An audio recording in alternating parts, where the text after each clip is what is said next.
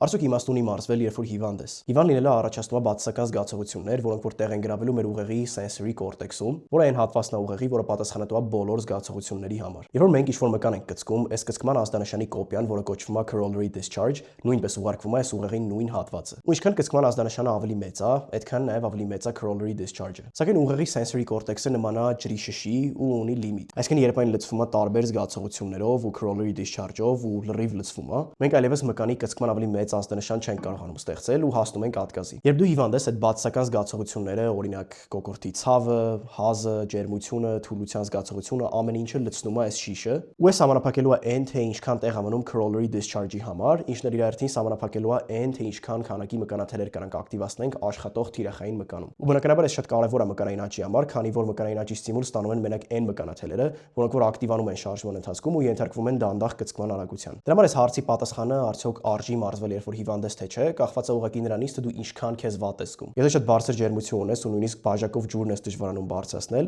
այս նշանակում է, որ այս բացասական զգացողությունները այս շիշը համարյա թե լրիվ լցրել են, ու դու ամենայն հավանականությամբ շատ քիչ թվով մկանաթելեր ես կարողանում ակտիվացնել պարապմունքի ընթացքում, ու սրանք լինելու են մենակ այն մկանաթելերը, որոնք որ արդեն հասել են իրենց մաքսիմալ աճի պոտենցիալի, ինչը նշանակում է քո պարապմունքը մկանային աճի տեսանկյունից անիմաստ է լինելու։ Բայց եթե քո մոտ զուտ թեթև գլխացավը կամ կոկորդի ցավ, ինչը շատ մեծ դիսկոմֆորտ չի պատճառում, հաստատ արժի մարզվել, որովհետև չնայած նրան, որ դու այն ամենախոշոր մկանաթելերը կարող է չկարողանաս ակտիվացնես այս դիսկոմֆորտի պատճառով, դու միևնույնն է ամենայն հավանականությամբ կկարողանաս բավականաչափ բարձր ակտիվացիայի մակարդակի հասնես, որ մկաններդ աճեն։